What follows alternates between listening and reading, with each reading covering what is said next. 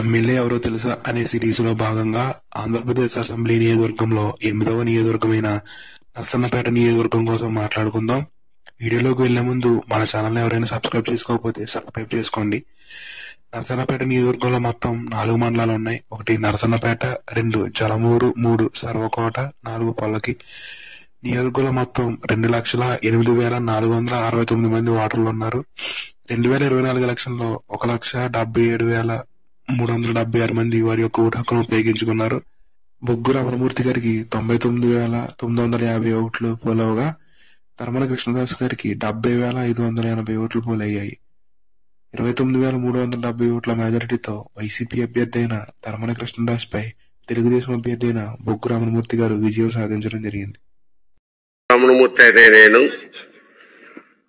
శాసనసభ్యునిగా ఎన్నికైనందున శాసనం ద్వారా నిర్మితమైన భారత రాజ్యాంగం పట్ల నిజమైన విశ్వాసం, విధేయత చూపుతానని, భారతదేశ సార్వభౌమాధికారాన్ని, సమగ్రతను కాపాడుతానని, నేను స్వీకరించబోయే కర్తవ్యాన్ని శ్రద్ధాశక్తులతో నిర్వహిస్తానని దైవ సాక్షిగా ప్రమాణం చేస్తున్నాను.